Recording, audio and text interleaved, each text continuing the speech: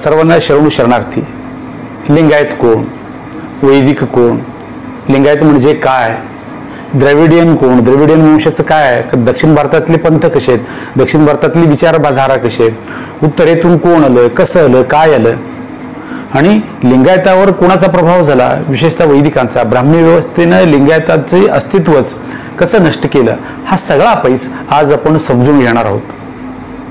ज्यांचा पिंड तंत्रज्ञाचा आहे, ते स्वतः तंत्रज्ञ आहेतच, अभियंते आहेतच, परंतु अभियांत्रिकी महाविद्यालयामध्ये अध्यापन करतात असे प्राध्यापक संजय माकल सर यांच्याकडून आपण एकूणच लिंगायताचा पैस समजून घेणार आहोत. प्राध्यापक संजय माकल सर चळवळीतले आहेत.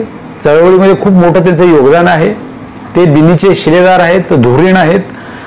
त्याशिवाय त्यांनी अतिशय सोप्या आणि सरळ भाषेमध्ये एकदम दैनंदिन आयुष्यातील उदाहरणासह लिंगायत फिलॉसॉफी, लिंगायत तत्वज्ञान आपल्याला समजून सांगितलेलं आहे. माकल सरांचा हा व्हिडिओ जुना आहे, परंतु त्यातील पैस आजही समकालीन असल्या कारणानं खास लोकांच्या इच्छेनुसार लोकाग्रस्त बसवणीसाठी हा व्हिडिओ उपलब्ध करून देण्यात आलेला आहे. आणि फ्रिक्वेंटली आस्क्ड क्वेश्चन म्हणजे वारंवार विचारले जाणारे, सर्वाधिक विचारले जाणारे जे प्रश्न आहेत, त्या प्रश्नांची उत्तरं माकल सरांच्या या व्याख्यानातून मिळतील हा विश्वास वाटतो. शरणार्थी. अलम प्रभु ने बसवण्णा जी को ऐसा बोला है, युगद उत्साह बसवण्णा, युगों का उत्साह बसवण्णा, मतलब Basavanna is as old as सृष्टि, as old as nature, but as new as today. Basavanna इतना आधुनिक है, उसका एक उल्लेख मैं आपके सामने बताता हूं. अब तो साइंस को मालूम हो गया ये सृष्टि के पीछे कुछ एक सुपर नेचुरल पावर है, उसका हाथ है. सुपर नेचुरल पावर है, वो सुपर नेचुरल पावर कहां है, लेकिन वो भी मालूम हो चुका है कि अणु अणु में है, अणु अणु में भी वो सुपर नेचुरल पावर बसा है. इसलिए उसको गॉड एलिमेंट बोलकर आजकल उसका इन्वेंशन चल रहा है, गॉड एलिमेंट. सो एक वचन में आता है, अणुविनोळगे अणुವಾಗಿ पिरಯ್ಯ ನೀವು. शरणों ने अपने लिंग के साथ बात कर रहे हैं, आप कितने छोटे हैं, अणु में अणु बस के तुम रह रहे हैं ना. मतलब अभी साइंटिस्ट अभी इन्वेंशन करने में तुले हुए हैं, लेकिन 12वीं शताब्दी में शरणों ने इसका इन्वेंट कर चुके हैं. जो बिग बैंग थियरी है, वो बिग बैंग थियरी इन्वेंशन कर चुके थे शरणों ने. ಆದಿ ಅನಾದಿಗಳು ಇಲ್ಲದಂದು, ಹಮ್ಮು ಬಿಮ್ಮುಗಳು ಇಲ್ಲದಂದು, ಸುರಾಳ ನಿರಾಳಗಳು ಇಲ್ಲದಂದು सृष्टि रचने बारದಂದು. जब सृष्टि पैदा नहीं हुआ था तो आप थे, कैसे थे, उसका उल्लेख सभी जो वचन साहित्य में मिल रहा है. इसलिए आइंस्टाइन बोलता है, हमारे डॉक्टर साहब ने बोला था, जो त्रिकाल सत्य है वही धर्म बसता है. जो त्रिकाल सत्य क्या है वही बसता है.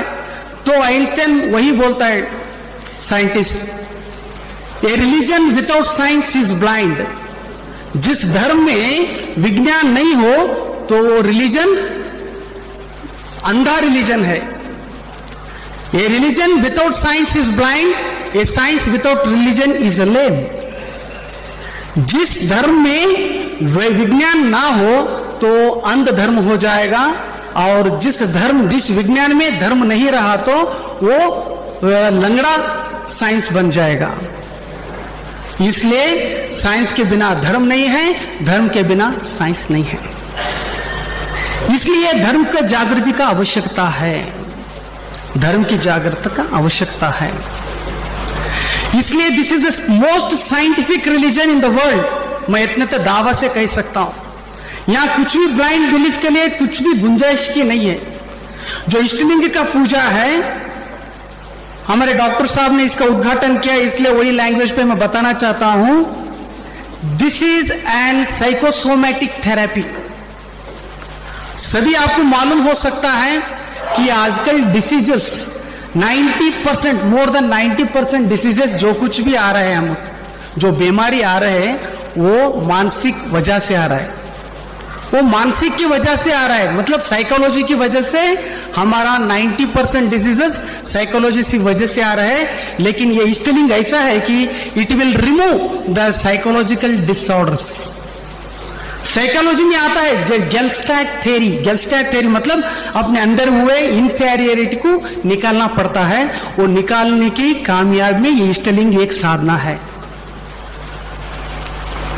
अपने अपने बात में हमारे अरविंद जेट्टी साहब ने बताया कि लिंग पूजा करना मतलब उसको अर्चना करते करते करते उधर देखते देखते एक टोकरी फूल डालना, एक घड़ा पानी डालना, एक घड़ा दूध डालना, ये अर्चना नहीं है।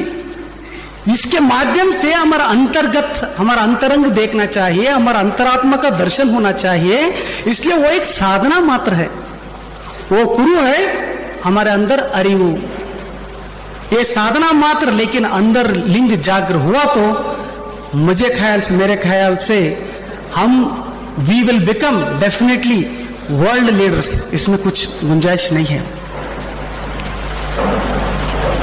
इसलिए ये धर्म जागृति अब ऐसा करना है, डॉक्टर ने एक पल्स देखते हैं, पल्स में डिसीज क्या है वो पल्स में उनको पता चलेगा, ये नाड़ी देखते हैं ना वैसा। आज डॉक्टर सोमशेखर पाटिल ने ये इसे मुद्दे उठाए, ये खुद का मुद्दा नहीं लेकिन आम आदमियों का साइकोलॉजी, आम आदमियों का जो आवाज थे वो हमारे सामने रखे थे। क्या लिंगायत धर्म है? क्या लिंगायत धर्म है? क्या हिंदू नहीं है? क्या हम लिंगायत हिंदू नहीं है? हिंदू से अलग है? ये सभी प्रश्न हमारे अंतरात्मा में जरूर आएगा, हमारे विचारधारा में जरूर ये आ जाएगा। क्योंकि ये विचारधारा जब तक हम हिंदू है ये हमारे दिमाग में बैठेगा तो हम लिंगायत नहीं बनेंगे। ये क्यों बता रहा हूं? अलम प्रभु जी के एक वचन है, ये लिंग तत्व हमारे अरविंद जेट्टी साहब ने बताया था कि अपने दिमाग में घुसना चाहिए, हमारे अंतरात्मा में घुसना चाहिए, हमारे आत्मा में बसवन्ना पैदा करना चाहिए, हमारे आत्मा में बसवन्ना पैदा होके उभरना चाहिए बाहर। ये कब होगा? अलम प्रभु वचन बोलते हैं, अज्ञानवेंब तोट्टिलल्ली ज्ञानवेंब शिशु मलगिसी। मतलब ये सोसाइटी जो है ये अज्ञान का है, इसमें एक मतलब एक छोटा क्या किड जो एक छोटा बच्चा वो ज्ञानी है, ये बाहर का है तो अंदर ये तोट्टिलु मतलब ये झूला, ये सोसाइटी एक झूला, वैसे ही ये शरीर भी एक झूला जैसा, अंदर अंतरात्मा जो प्रज्ञा है, जो कॉन्शियस है वो ज्ञानी है। अज्ञानवेंब तोट्टिलल्ली ज्ञानवेंब शिशु मलगिसी। इसको क्या है, इस ब्रेन में ऐसे विषय डाल चुका है, सकल वेद शास्त्र नेण कट्टी हिडिದು तूगुತ್ತಿದ್ದಾಳೆ भ्रांति हम बताए। वेद आगम वो ये सारी जो कचरा अंदर गए हुए हैं उसके भ्रांति में हम जी रहे हैं, इसलिए हमारा तत्व अंदर नहीं जा पा रहा है। जब तक वेदों का कचरा हम बाहर नहीं निकालेंगे, जब तक आगमों का कचरा हम बाहर नहीं निकालेंगे, जब तक हमारे अंदर बसा हुआ जो मिसअंडरस्टैंडिंग, जो गलत फहमियां हम बाहर नहीं निकालेंगे, तब तक हमारा लिंग तत्व अंदर नहीं जा पाएगा। ನೇಣ ಹರಿದು ತೊಟ್ಟಿಲ ಮುರಿದು ಜೋಗಳ ನಿಂದಲ್ಲದೆ ನಮ್ಮ ಗುಹೇಶ್ವರ ಲಿಂಗವ ನೋಡಬಾರದು। नेण हरिद मतलब जो वेदों का नेण है वो तोड़ देना चाहिए हमको। इसलिए ये जरूरी है ये लिंगायत धर्म जागृति। ये लिंगायत धर्म जागृति ऐसा है, अब तो बहुत देर हो चुका है, 60 साल तक हम सब्र से रह चुके हैं। ये मेरा दावा नहीं, ये मैं एक जो ये क्रिएट नहीं कर रहा हूं, ये मैं आपके सामने रख रहा हूं, ये 60 साल का मुद्दा आपके सामने रख रहा हूं। जो 1947 में भारत का इंडिपेंडेंस हुआ था, तब से एक आवाज थी कि लिंगायत को स्वतंत्र धर्म का मान्यता मिले, नहीं मिला, हम चुप बैठे बस। अगर मान्यता मिला होता तो क्या होता था? मान्यता मिला तो हमको भी ग्लोबल रिकॉग्नाइजेशन मिलता था, जो जागतिक मट्ट में हमारा भी एक रिकॉग्नाइजेशन मिलता था। अब बोले क्या आजकल जो पेपर में आए हैं, जो क्रिश्चियन और इस्लाम धर्म जो अधोगति पर चल रहा है, सही है। वो हर धर्म अधोगति पर चल रहा है। इसके लिए सरदार वल्लभ भाई पटेल बोलते हैं जो धर्म अधोगति से चल रहा है उसकी वजह है उस धर्म की फंडामेंटलिस्ट। ये अधर्म, धर्म अभी भी कभी भी अधर्म, धर्म कभी भी नाश नहीं होता है, धर्म हमेशा चिरंजीवी है और रहेगा। Nature itself is a religion. लेकिन वो जो अधोगति पर चल रहा है वो बिकॉज ऑफ फंडामेंटलिस्ट, जो मूलभूतवादी रहते हैं ना, उनसे वो हो रहा है। हम यहां ठहरे हुए हैं कि मूलभूतवादी को सृष्टि करने के लिए ठहरे नहीं है। हमको क्या है, हमारा रिलीजन का जो है ग्लोबल रिकॉग्निशन मिलना चाहिए। ग्लोबल रिकॉग्निशन मिला होता तो हमारा क्या है, वो मिलने के लिए कॉन्स्टिट्यूशनल रिकॉग्निशन जरूरी है। भारत सरकार अगर इसका मान्यता दिया होता तो आज दुनिया भर ये लिंगायत धर्म का एक कॉन्स्टिट्यूशनल रिकॉग्निशन मिला होता तो दुनिया भर इसका भी एक रिकॉग्निशन होता था। अब यूके में मैं देखा हूं, सिलेबस देखा हूं, फिलोसॉफी स्टडी में सभी रिलीजन्स के बारे में पढ़ते हैं, लेकिन लिंगायत रिलीजन के बारे में कोई पढ़ने वाला नहीं है, क्योंकि उसको जो है उनको मालूम ही नहीं है। लेकिन ये कॉन्स्टिट्यूशनल रिकॉग्निशन वजह से क्या होता है, आगे सभी देशों ने इस धर्म का अध्ययन भी शुरू करेंगे, इस धर्म का तत्व जान लेंगे।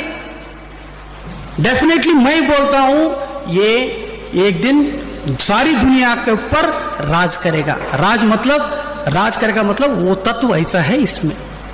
द हाईएस्ट क्या है, highest human related points, humanity point जो है इस रिलीजन में है।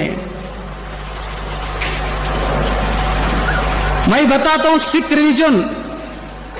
अब मैं आगे मेरा दावा आगे बढ़ाने से पहले मैं आपको बताता हूं, जो इतने सरदार जी लोगों पर हम जोक बनाते हैं, लेकिन सरदार जी लोग कितने होशियार से काम लिया, ये थोड़ा हम गंभीर से लेना पड़ेगा।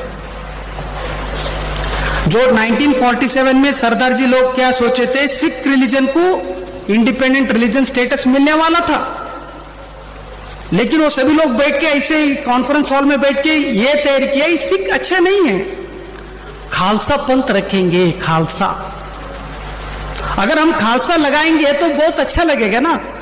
तो सभी लोग मिलके, सरदार जी लोग मिलके, सिख लोग भाइयों ने मिलके वहां के गवर्नमेंट रिप्रेजेंटेटिव को मिलना शुरू किए। तब गवर्नमेंट रिप्रेजेंटेटिव जो संविधान, जो कॉन्स्टिट्यूशनल एक्सपर्ट भी वो आश्चर्य व्यक्त किया कि सिख अलग और खालसा अलग है क्या, पूछना शुरू किए। नहीं एक ही है तो फिर क्यों ये मुद्दा क्यों उठा रहे। तभी सिख ने और भाइयों ने मिलकर एक मीटिंग किया, जब सिख को ही मिल रहा है तो मिलने दो, हमारी है ना, फायदा हमको हो जाएगा। ये खालसा अगर हम मुद्दा पकड़ेंगे हमारा बहुत सारे हमारा नुकसान हो जाएगा, नहीं चाहिए हमको। तो खुद फिर गवर्नमेंट रिप्रेजेंटेटिव और कॉन्स्टिट्यूशनल एक्सपर्ट वालों को मिलके फिर ये बताए कि हमको सिख को कॉन्स्टिट्यूशनल रिकॉग्निशन ही दे दो, वही है ना, वही दे दो। अब उससे क्या हो गया, Sikh religion is global constitutional recognition मिलने की वजह से सारी दुनिया जान चुका है कि सिख धर्म क्या है। साथ ही साथ वो लोग माइनॉरिटी में कंसिडर हो गए। हर साल जो माइनॉरिटी फंड आ रहा है, एक इश्यू आपके सामने रख रहा हूं। जब वाजपेयी प्रधानमंत्री थे, जो खालसा की 300 सालगिरह बना रहे थे, तब माइनॉरिटी के हैसियत से उस रिलीजन को उस साल 3000 करोड़ रुपए मिले थे सिख रिलीजन के लिए, for the development of Sikh religion. अब मुसलमानों ने माइनॉरिटी है, उनको भी माइनॉरिटी के हैसियत से हर साल पैसे मिलता है माइनॉरिटी फंड। अगर हमको 1947 में अगर मिला होता तो हर साल हमको भी माइनॉरिटी फंड मिलता था। अब सिख रिलीजन इतना इंफ्रास्ट्रक्चर बना लिए कि now Sikh religion is considered as a world richest religion in the world. Religion मतलब दुनिया में रिचेस्ट रिलीजन है। अभी भी उनका दावा है एक सरदार भी उसके रिलीजन में भिखारी नहीं मिलेगा, एक भी भिखारी नहीं मिलेगा। लेकिन हमारे रिलीजन में हर गांव में हमारे कोई तो रिलेटिव जरूर कुछ तो भिक्षा मांगते होंगे। जरा आपके रिलीजन में देखो, आपके कोई तो रिलेटिव लगता है वो, मुझे मैं चैलेंज देता हूं, हमारे रिलीजन में इतने भिखारियां हैं।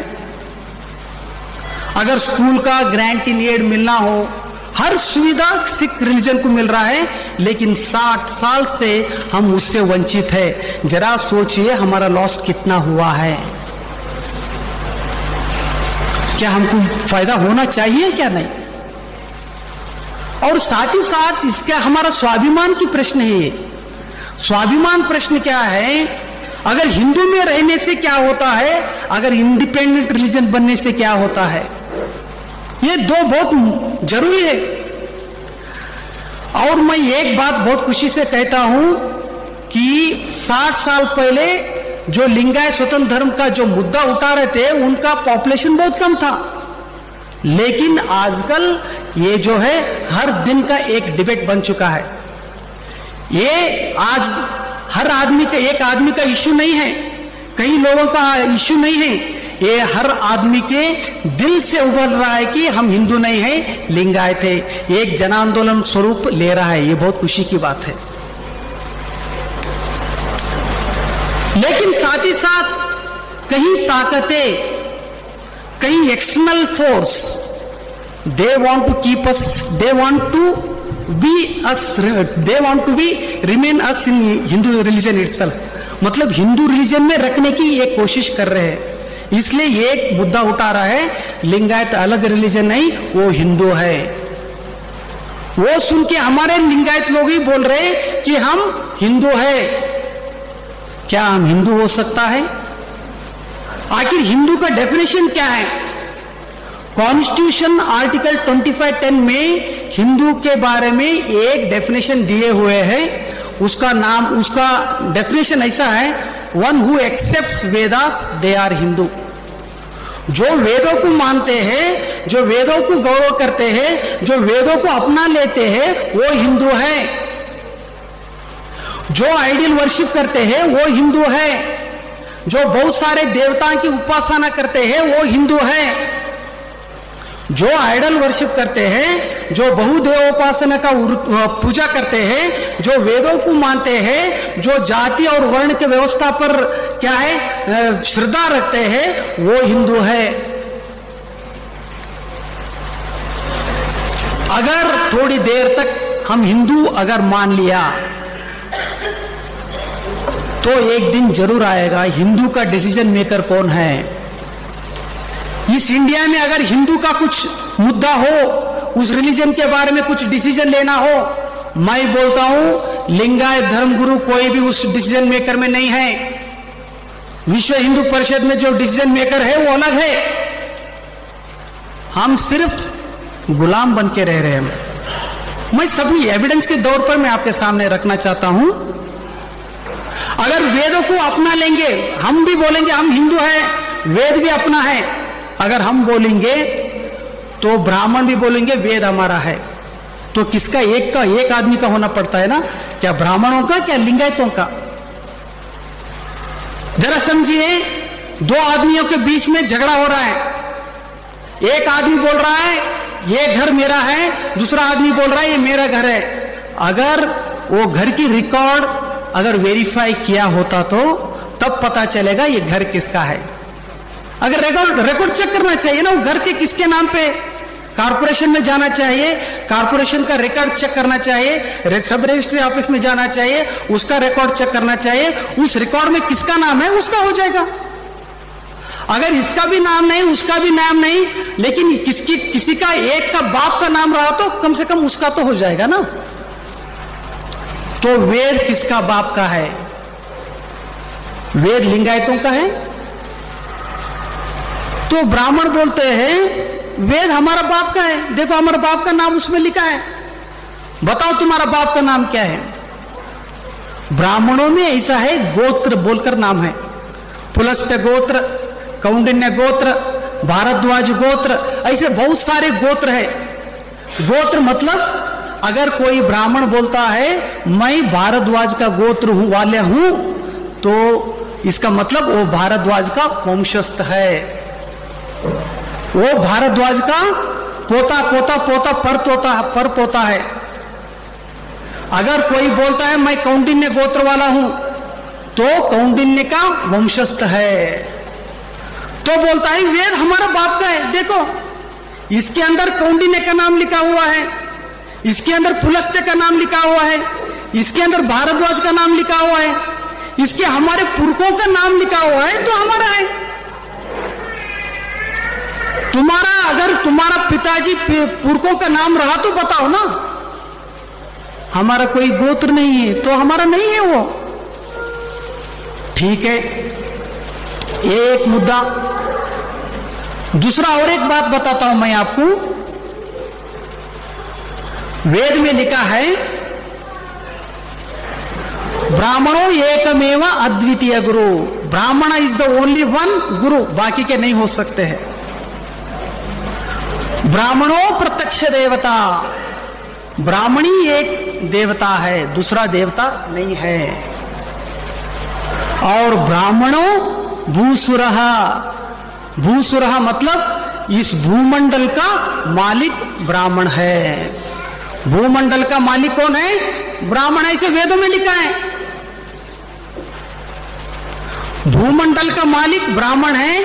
अगर आप कॉर्पोरेशन में अपना घर सांगली में रह रहे हैं, हर साल आपके घर इधर रहने से, उनकी जमीन में रहने की वजह से आप सरकार को हर साल टैक्स भरते हैं ना, ऐसा ब्राह्मण हम मालिक है, इसलिए तुम हर साल हमको टैक्स देना चाहिए। उस टैक्स का नाम दान बोलकर बोलते हैं। दान हमेशा ब्राह्मण को दिया जाता है, गरीब को दान नहीं बोलते। गरीब को देना है तो भिक्षा देना है, भिक्षा बोलते हैं। अगर आप पैसे गरीब को दे रहे हैं, एक भूखे आदमी को खाना खिला रहे, वो भिक्षा होता है, लेकिन वही ब्राह्मण को दे रहे तो वो दान होता है। इसलिए शरणों ने उस कॉन्सेप्ट को टुकराया, इसलिए दासोह नया तत्व दे दिए शरणों ने। यही दासों का सीक्रेट मैं आपके सामने बता रहा हूं। मैं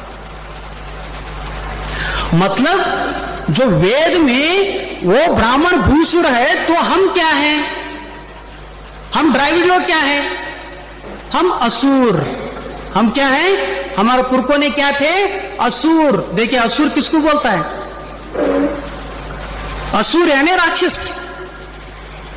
जो ब्राह्मण के अलावा दूसरे लोग हैं उनको असुर बोला गया है। वेदों के साक्षी मानकर बोल रहा हूं, मैं ऑथेंटिक से बात कर रहा हूं। इसके सामने मैं आगे डिबेट भी करता हूं। मैं जिस वेदों में हमारे पुरखों को राक्षस बोला है, वो वेद हमारा हो सकता है? जिस वेदों में हमको असुर बोला है, वो वेद हमारा हो सकता है? जिस वेदों में हमको शूद्र बोला है, वो हमारा हो सकता है? जिस वेदों में हमको दस्यु बोलकर नाम दिया हुआ है, दस्यु मतलब अनागरिक, क्या वो वेद हमारा हो सकता है? वो एक कहावत है, भगवान देता है तो छप्पर फाड़ फाड़ के देता है, बस आधा मालूम है प्रावर्त, आगे का कोई भी नहीं बताते। भगवान देता है तो छप्पर फाड़ फाड़ के देता है, बस इतना ही मालूम, आगे का क्या है वो नहीं बताते। आगे का क्या है? जब भगवान देता है तो छप्पर फाड़ फाड़ के देता है, लेता है तो चमड़ा उखाड़ उखाड़ कर लेता है।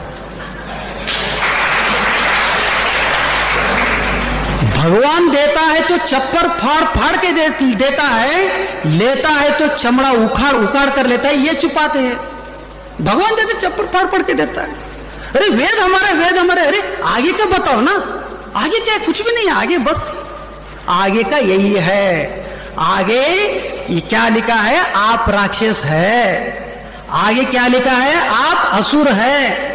आगे लिखा है आप शूद्र है। आगे लिखा है आप दस्यु है, आप गुलाम है, गुलाम है। क्या ये हमारा धर्म बन सकता है? मैं इधर बात कर रहा हूं, मेरा रिकॉर्ड हो रहा है इधर, इसलिए कल आप कोर्ट को भी जा सकते हैं। इसलिए मैं एविडेंस के ही बात कर रहा हूं।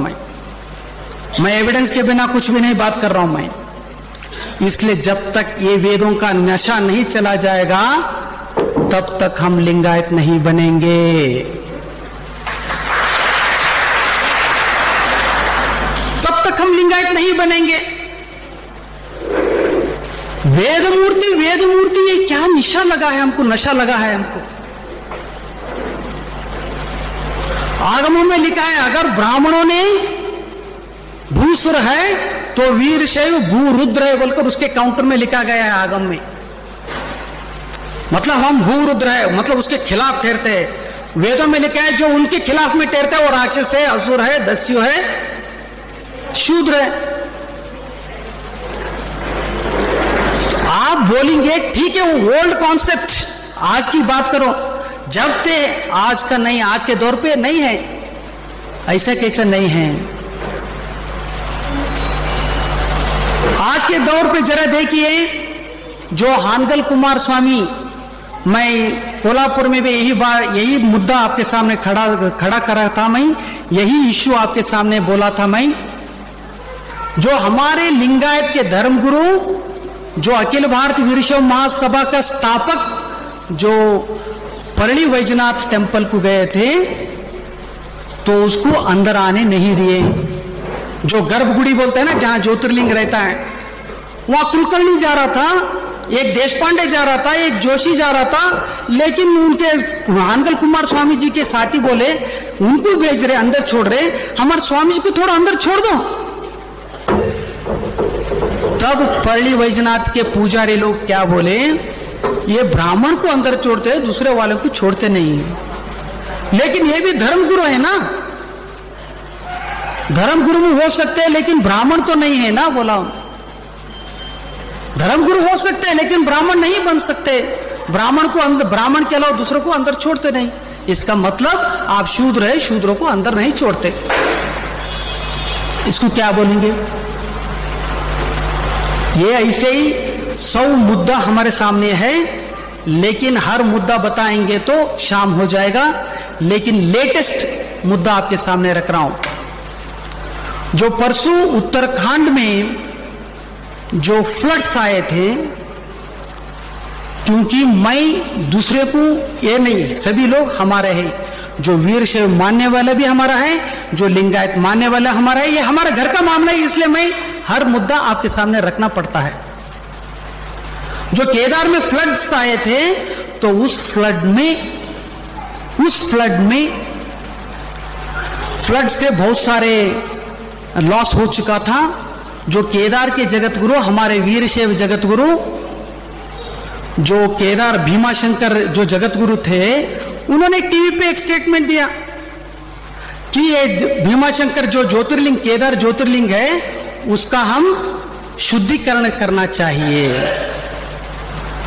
देखिए लीगली उसका अधिकारी हमारा वीरशैव केदार जगत गुरु है, इसलिए उस अधिकार की वजह से उन्होंने स्टेटमेंट दिया कि उस ज्योतिर्लिंग का उस जगह पर शुद्धिकरण करना चाहिए। अगर उस जगह पर शुद्धिकरण करना चाहिए तो उधर ही बद्रीनाथ में शंकराचार्य मठ का स्वामी स्वरूपानंद शंकराचार्य उसका ऑब्जेक्शन कर दिया। उन्होंने बोले शुद्धिकरण करने की जरूरत नहीं है, क्योंकि शिवजी स्मशान में रहते, अगर कोई मरे तो शिवजी को कुछ फर्क नहीं होता, करने की जरूरत नहीं। तब केदार जगत गुरु ने बोला, हमारा जगत गुरु, हम भी बोलेंगे, उन्होंने बोले कि शास्त्रों के आधार पर करना है, मैं करूंगा। तो शंकराचार्य पूछते हैं, तू करने वाला कौन, शुद्धिकरण करने वाला कौन? अभी भी आपको इंटरनेट में, YouTube में जाइए, अभी भी ये रिकॉर्ड उपलब्धि है, इसलिए बात कर रहा हूं मैं, अभी भी उपलब्धि है। तो केदार जगतगुरु को ये न पूछे, शंकराचार्य पूछे उसका शुद्धिकरण करने वाला तू कौन? जब केदार जगतगुरु, वीरशैव जगतगुरु भीमाशंकर हमारे जगतगुरु बोले मैं इसका अधिकार हूं, उस अधिकार की वजह से मैं बोल रहा हूं, मैं करता हूं। अरे ये हिंदू देवता है, तू लिंगायत बन के कैसे करेगा? लिंगायत लोग हिंदू नहीं है, वो हिंदू का केंद्र है, तू पुजारी गलती से है, वो तू छोड़ जा। एक लिंगायत होके, लिंगायत धर्म वाला हिंदू धर्म का पूजा तू कैसे करेगा, शुद्धिकरण कैसे करेगा? तेरा अधिकार नहीं है। तब ये बोले ऐसे कैसे अधिकार नहीं है, हम लिंगायत नहीं, हम सनातन वैदिक धर्म है, सनातन से वैदिक धर्म वाले हैं हम। तब शंकराचार्य ने स्टेटमेंट दिया, फेसबुक में आया था, अगर आप वैदिक को मानते हैं, वैदिक धर्म वाले हैं, अगर वेदों को मानते हैं तो वेदों के हिसाब से उसका पूजा करना ब्राह्मणों का अधिकार है, हमारा अधिकार है। मतलब तू शूद्र है, करने का अधिकार नहीं है। ये मैं एविडेंस दौर पे बात कर रहा हूं, मैं ये यूट्यूब में अभी भी मिलेगा आपको। तब और शंकराचार्य और एक स्टेटमेंट दिए, पहले से सनातन धर्म से उस ज्योतिर्लिंग का पूजा हम करते आए थे, तू बाय मिस्टेकली उधर आया है। तब हमारे केदार जगत गुरु स्टेटमेंट दिए, क्या स्टेटमेंट दिए कि 120 इयर्स बैक ऐसे ही एक फ्लड्स आए थे, आप छोड़ के गए, कितने कोशिश करे तो भी आप वापस नहीं आए। तो यहाँ के राजा कर्नाटक में आके हमको अप्रोच किया, हम उसको मान गए। 120 इयर्स के बैच हमारा उसका एग्रीमेंट हो गया, तुम्हारा डील खत्म हो गया, हमारा डील स्टार्ट हो गया। तब से हम पुजारी बन गए। हमारे राजा का आज्ञा है, सरकार की मान्यता है, 120 इयर्स के बाद पहले से आप होंगे, लेकिन उसके बाद हम हैं। तब से हमारा एक पीठ बना, हम भी जगत गुरु बने। मैं बोलता हूं तुम जगत गुरु बनो, 1008 श्री लगाओ, कुछ भी करो, लेकिन अगर आप सनातन धर्म मानेंगे तो वैदिक धर्म मानेंगे, उस वैदिक धर्म में आप शूद्र बन के रह जाओगे। क्या आप शूद्र बनना पसंद करेंगे? चुप, एक मैं आपके सामने रख रहा हूं ये। जब हमारा धर्म गुरुओं का हालत ऐसा है तो हमारा हालत क्या हो सकता है? हमारा धर्म गुरु को ही शूद्र बोल रहे हैं तो हमारा हालत क्या हो सकता है, जरा सोचिए। इसलिए 12वीं शताब्दी का जो क्रांति था, इस स्वाभिमान का, इसके बदले, इसके विरोध में था। वो एक स्वाभिमानी क्रांति थे। सभी लोग शूद्र के शूद्रत्व से खिलाफ बाहर आए थे। बाबा साहेब अंबेडकर बोला है, मैं हिंदू बन के पैदा हुआ हूं लेकिन हिंदू बन के मरूंगा नहीं। अगर मैं हिंदू में रुकूंगा तो हमारे पुरखों भी शूद्र थे, अस्पृश्य थे, आगे भी मेरा आगे पीढ़ी भी शूद्र बनेंगे, अस्पृश्य रहेंगे। इसलिए मैं ये धर्म छोड़ के बौद्ध धर्म स्वीकार कर रहा हूं। 12वीं शताब्दी में जो बसवण्णा ने क्रांति किए थे, यही वर्णाश्रम के खिलाफ, यही जाति व्यवस्था के खिलाफ एक स्वाभिमान आंदोलन था, जो शूद्रत्व से मुक्ति पाने के एक आंदोलन था। मादार चेन्नैया वो हिंदू धर्म को टुकरा कर बाहर आके अपना स्वयं स्वतंत्र धर्म का स्थापित किया। कुंभार गुंडैया बाहर आ गया, वो एक स्वतंत्र धर्म स्थापित किया। जो माड़ी समाज से ताल्लुकात था, हुगार मादैया, वो भी शूद्रत्व से मुक्ति पाकर एक नया धर्म का स्थापना किया था। सभी शरणों ने इस आंदोलन में हिस्सा लेके वो जाति व्यवस्था और वर्ण व्यवस्था को टुकरा के स्वयं एक नया धर्म बनाया। उस धर्म का नाम है लिंगायत धर्म। लिंगायत धर्म, इसके बारे में आपको मालूम होना चाहिए कि इस्लाम धर्म के स्थापक मोहम्मद पैगंबर साहब है, क्रिश्चियन धर्म की स्थापक जीसस क्राइस्ट है। लिंगायत धर्म ऐसा है कि ये जगत में, वर्ल्ड में फर्स्ट डेमोक्रेटिक रिलीजन, ये लिंगायत का एक है। इस धर्म का स्थापक बसवण्णा के नेतृत्व में, मादार चेन्नई भी इस धर्म का स्थापक डोहर का कहे भी इस धर्म का स्थापक, जो माड़िका मादया इस धर्म का स्थापक, जो भोवी समाज का शरण है वही धर्म का स्थापक, सभी शरणों ने मिलके एक नया धर्म रचाया। उस धर्म का नाम है लिंगायत। आप अभिमान से कहना चाहिए। आप अगर लिंगायत छोड़ देंगे तो हमारा हालत क्या है, मैं आपके सामने रख रहा हूं, मैं आपके सामने रख रहा हूं। इसलिए भाइयों, अब तो खड़े होने का वक्त आ गया, खड़े हो जाएंगे।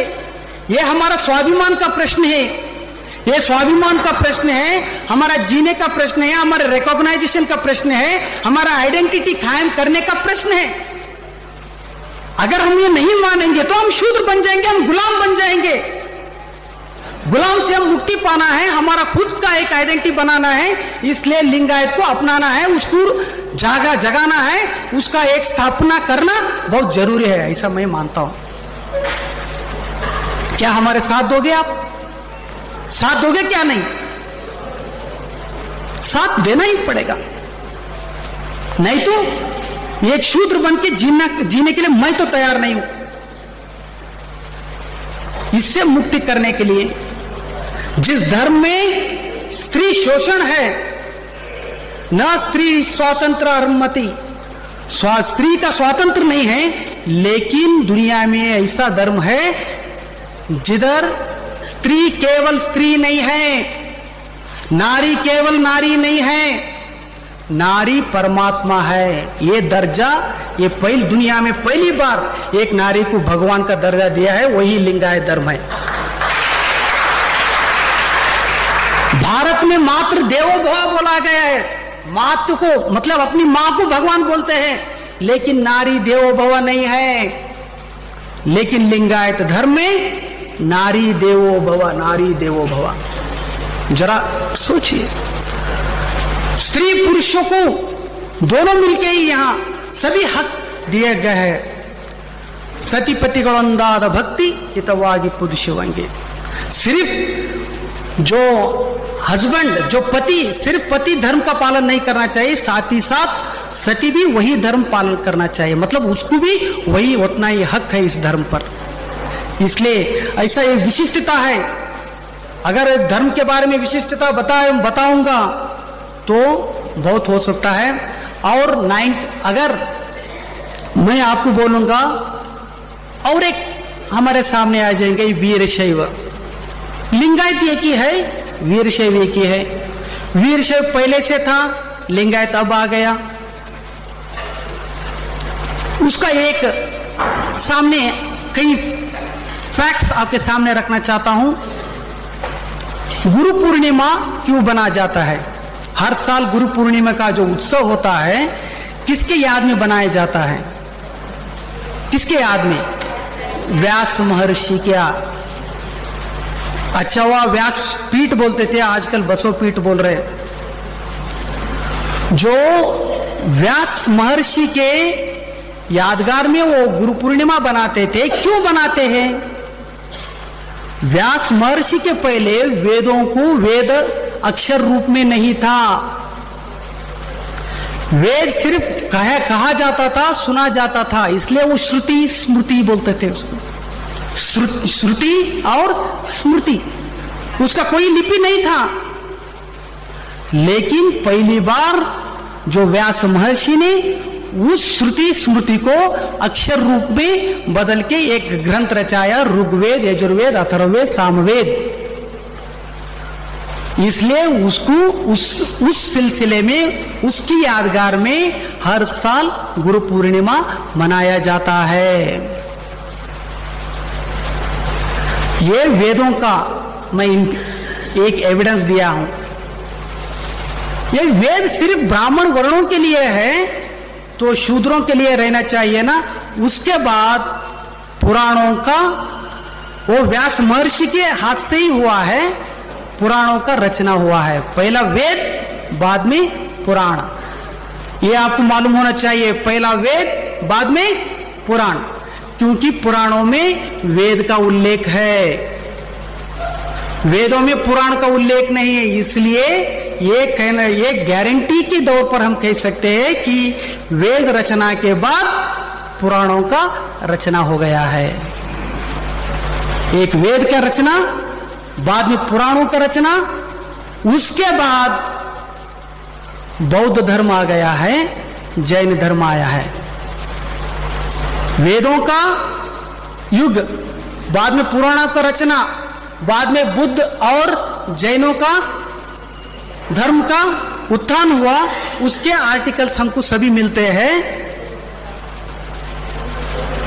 उसके बाद जो आगमों का, उसके बाद मैं आगमों का बारे में नहीं बोलता हूं, अभी आगम नहीं हुआ था। उसके बाद शंकराचार्य जी आए थे जो अद्वैत सिद्धांत मंडन किए थे। उससे पहले जो साउथ इंडिया में भक्ति मूवमेंट, बड़े पैमाने पे एक मूवमेंट हुआ था साउथ इंडिया में। जरा देखिए, वेद के बाद पुराण, पुराण के बाद बौद्ध और जैन धर्म, ये चार तो हो गया। लेकिन साउथ इंडिया में एक भक्ति मूवमेंट हुआ था जो वचनों में लिखा गया है, जो आगमों में भी लिखा गया है। 63 पुरातनरु, 63 शैवेट्स, मतलब ये लोग 7वीं शताब्दी से और 9वीं शताब्दी तक जीवित थे। In between 7th and 9th century, याद रख लीजिए, in between 7th and 9th century. इसको तमिलियन में 63 नयनार्स बोलते हैं, नयनार्स। शरणों ने इनको 63 पुरातन, 63 पुरातनरु बोलते थे, लेकिन तमिल में इनको 63 नयनार्स बोलते थे। इसके बाद आगम का रचन हो गया। जरा देखिए काल की, मैं डेट ऑफ बर्थ दे रहा हूं। इसके बाद आगमों का रचना हो गया। किस आधार पर बोलते हैं? क्योंकि आगम में वेदों का उल्लेख किया गया है, लेकिन वेदों में आगम का उल्लेख नहीं। इसका मतलब वेद पहला हुआ था, आगम बाद में। आगम में पुराणों का उल्लेख है, आगमों में रामायण का उल्लेख है, आगमों में महाभारत का उल्लेख है। जरा देखिए, पहला वेद, बाद में पुराण, जैन, बौद्ध, और पंचवा 63 नयनार्स, 63 पुरातनरु, जो शैवेट्स, जो तमिलियन शैवेट्स थे, शैव शिव भक्त थे उनका। उसके बाद ये आगम लिखा था। क्यों उसके, इसका कालमान क्यों इसे निर्धारित किया? क्योंकि इसमें वेदों का उल्लेख है। आगमों मतलब ये 63 नयनार्स का उल्लेख है। ओहिलेश्वर, ऐसे बहुत सारे सीरियाल, बहुत सारे 63 पुरातनों का उल्लेख उसमें आता है आगमों के में। साथ ही साथ बुद्ध और जैन का उल्लेख आगमों में आ चुका है। नास्तिकों वेद निंदा कहा, बुद्धिस्ट और जैन धर्मों को वह ब्राह्मणों ने क्या बोलते थे? नास्तिक बोलते थे। वही शब्द जो शंकराचार्य पहली बार अपने अद्वैत सिद्धांत में मंडन किया था, इसलिए उसमें नास्तिक शब्द प्रयोग होने से यह साबित होता है कि आगम जैन और बुद्धिस्ट धर्म के बाद लिखा गया है, वेदों के बाद लिखा गया है, पुराणों के बाद लिखा गया है। और 63 ये शैवेट जो शिव भक्त थे, जो शिव पुरातन थे, जो 63 नयनार्स के बाद लिखा गया है। और आगमों में भी अद्वैत सिद्धांत भी लिखा गया है, जो शंकराचार्य पहली बार अद्वैत मंडन किया था। शंकराचार्य के पहले अद्वैत सिद्धांत नहीं था। जो शंकराचार्य जो 8-9 शताब्दी के बीच में थे, उन्होंने अद्वैत का सिद्धांत मंडन किया था। उसका उल्लेख आगमों में आ रहा है। सोहम अहम ब्रह्मास्मि तत्वमसि, ये सही बहुत सारे ऐसे श्लोक मिलता है। इससे ये साबित होता है कि आगम बहुत पुराने ग्रंथ नहीं है। वेदों से बोलने वाले ऐसे बोलते हैं, जरा सोचिए, अगर बोलने वाला झूठ बोल रहा है तो शायद वो गुरु हो, शायद वो शिष्य हो, कोई भी हो, वो हमारे साथ धोखा कर रहा है, हमारे साथ धोखा कर रहा है, हमको कुछ बहला रहा है, हमको कुछ वंचन कर रहा है, वंचित कर रहा है, गलत रास्ते पर लेकर जा रहा है, सही इतिहास हमको नहीं बता रहा है। वेदों के बाद कई बहुत सारे लोग, गुरु लोग बोलते हैं कि वेदों से पहले आगम थे। वेदों से पहले इतने आगम थे कि वेद में जितने एक एक श्लोक है उसके एक एक श्लोक के पक्ष में एक आगम था, ऐसा बोलते थे। लेकिन ऐसे मेरा चैलेंज है, दावा है कि आगमों में वेद के पहले आगम नहीं थे। इसलिए वेद आगम जो है इन बिटवीन मतलब 7वीं शताब्दी से प्रारंभ हुआ बोलकर कई एक्सपर्ट्स बोलते हैं। कई एक्सपर्ट्स क्या बोलते हैं कि वो कई संशोधक बोलते हैं कि 9वां शताब्दी से प्रारंभ हुआ। सवाल वीरशैव का मुद्दा है। सिद्धांत शिखामणि ग्रंथ के चैप्टर नंबर 5 14th श्लोक बोलता है, सिद्धांता के महातंत्रे कामिका दे शिवोदिते निर्दिष्टमुत्तर भागे वीरशैव मत परहा। वीरशैव के बारे में डिफाइन करके रख चुके हैं। अब यही तो आ गए ना, वीरशैव के बारे में एक उत्कृष्ट मतलब उसके एक डेफिनेशन दे चुके हैं। वीरशैव क्या चीज है पूरा उसका जानकारी दे चुके हैं। कहा? सिद्धांत शिखामणि के 5th चैप्टर 14 श्लोक में ऐसे बोलते हैं कि वीरशैव जितने भी आगम है, कामिक आगम से वातुल आगम तक जितने भी आगम है, उस आगम के उत्तरकांड मतलब एक बुक होता है ना, एक बुक आधा मतलब आधा भाग को पहले फर्स्ट पोर्शन को पूर्व भाग बोलते हैं, बाद में का उत्तर भाग बोलते हैं। फर्स्ट पोर्शन बिफोर पोर्शन आधा पहले के, जैसे समझो एक किताब में 100 पेजेस है, पहला 50वां पेजेस को पूर्व भाग बोलते हैं, 50 से 100 पेज तक उसको उत्तर भाग बोलते हैं। आगमों का जितने भी उत्तर कांड है उसका सार ही वीरशैव है।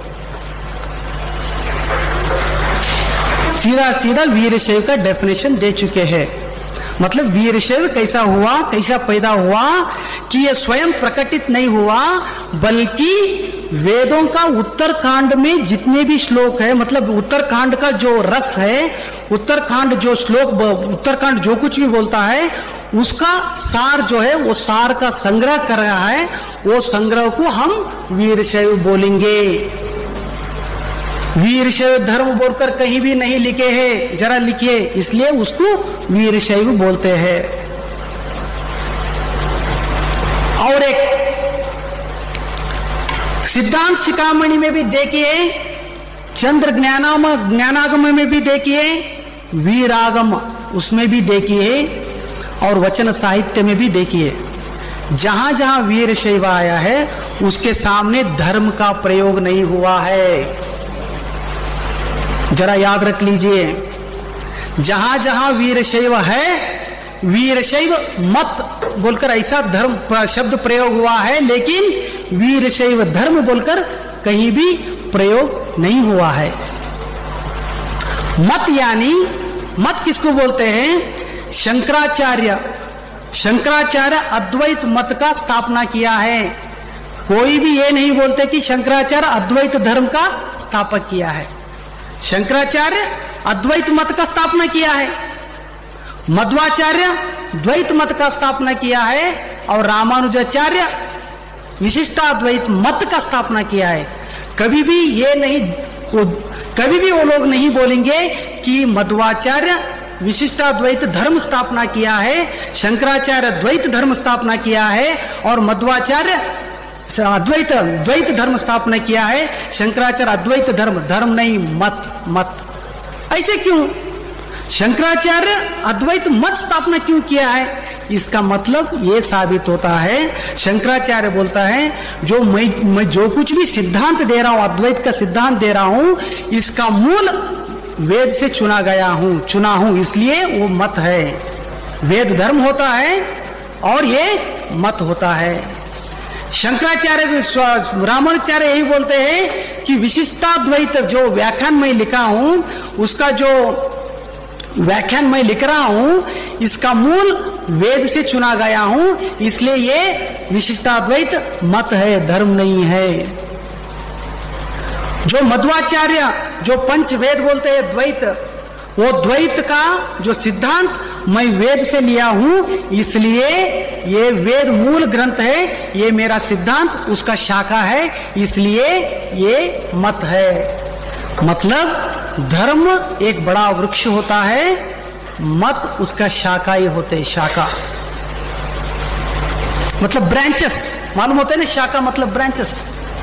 इसलिए सिद्धांत शिखामणि में हो या चंद्र ज्ञानागम उस ग्रंथ में देखिए, जो वीर आगम उस ग्रंथ में देखिए, उसमें लिखा है वीरशैव मत है, कहीं भी धर्म का प्रयोग नहीं है, मतलब धर्म का एक शाखा है।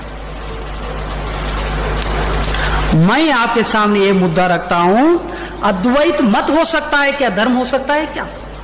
अद्वैत एक मत हो सकता है, द्वैत एक मत हो सकता है, धर्म नहीं। विशिष्टाद्वैत एक मत हो सकता है लेकिन धर्म नहीं। वैसे ही वीरशैव मत हो सकता है लेकिन धर्म नहीं हो सकता है। वीरशैव मत हो सकता है, धर्म नहीं हो सकता है। वो मैं ये दावत से मतलब आपके सामने एविडेंस रख रहा हूं, आप ही जरा सोचिए। एक मत को अगर हम धर्म बोलेंगे तो क्या होता है, कभी भी मत धर्म नहीं होता है, धर्म कभी भी मत नहीं होता है। धर्म का विशिष्टता ऐसा है, अगर एक पेड़ धर्म एक महावृक्ष, उसमें एक शाखा काट गया तो पेड़ को कुछ भी नुकसान नहीं होता है, पेड़ जीवित रहता है। अगर पेड़ काट गया है तो सभी मत गिर जाते हैं। इसलिए वीरशैव ऐसे ही एक शाखा है। साथ ही साथ और एक है वीरशैव में जो सिद्धांत शिखामणि 5th चैप्टर में 15 श्लोक 16 श्लोक के बाद जरा देखिए, वीरशैव जो आगम की सार है, यह वेदों को पुरस्कार करता है, वेदों को मूल मानकर चलता है, ऐसा लिखा है उसमें। मतलब सिद्धांत शिखामणि में ऐसा लिखा है, सिर्फ आगमों से चुना गया नहीं, लेकिन वेदों को बहुत पुरस्कार करते हैं, वेदों को भी हाईएस्ट रेस्पेक्ट देते हैं, वेदों को भी मानते हैं, ऐसे लिखा गया है सिद्धांत शिखामणि में। वैसे ही आगमों में भी यही लिखा है कि वेदों को बहुत रेस्पेक्ट देते हैं। कॉन्स्टिट्यूशन 25 आर्टिकल 25(10) में क्या लिखा है, जो वेदों को मानता है वो हिंदू है। अगर हम वीरशैव को लेकर जाएंगे तो आगम का ब्रांच वो शाखा होता है। दूसरा क्या, वेदों को मानता है तो 25 आर्टिकल 10 में फिट होता है तो हिंदू बन जाएंगे। तो कभी भी स्वतंत्र धर्म मान्यता नहीं मिलेगा अगर तत्व सिद्धांत पर अगर हम गए तो। इसलिए और एक, हम अरविंद जत्ती साहब ने दिल्ली गए थे, जो हमारे धर्म के मान्यता के सिलसिले में गए थे, तब वीरप्पा मोइली भी यही पूछे थे, सवाल किए थे कि कुछ कॉन्स्टिट्यूशनल या नहीं तो कम से कम एक कानून दौड़ पे कुछ तो एविडेंस है क्या, आप लिंगायत हो या वीरशैव, उसका एविडेंस चाहिए ना। सरलाताई पाटिल भी थे हमारे साथ, इसलिए वो भी प्रूफ है, एविडेंस इधर है हमारे सामने। हम अरविंद जत्ती साहब जाएंगे लेकिन सरलाताई पाटिल इधर कोल्हापुर में है, आप जाके पूछ सकते हैं। वीरप्पा मोइली के जब हम बोले कि जो भारत सरकार मतलब 1947 बिफोर जितने भी ब्रिटिश गवर्नमेंट थे, उस वक्त लिंगायत को एक स्वतंत्र धर्म का मान्यता मिला था। वो गैजेटेड हिसाब से कॉन्स्टिट्यूशन में दिए थे, लेकिन जब कॉन्स्टिट्यूशन में रच रहे थे ये भूल गए, नहीं तो ये भी एक स्वतंत्र मान्यता मिलता था। ब्रिटिश के गैजेटियर में सिख धर्म को एक स्वतंत्र धर्म का मान्यता दिए थे सिख लोगों ने, हिंदू को स्वतंत्र मान्यता दिए थे ब्रिटिशों ने, मुसलमान को स्वतंत्र धर्म मान्यता दिए थे। वैसे ही Lingayat is consider as separate community. आरी यंतोवन अपने किताब में लिखा है। आरी यंतोवन मतलब ये special census officer in the Mumbai province of British government. Kudala Sangama ದೇವಾ ಕೂಡಲ ಸಂಗಮ ದೇವಾ ಕೂಡಲ ಸಂಗಮ ದೇವಾ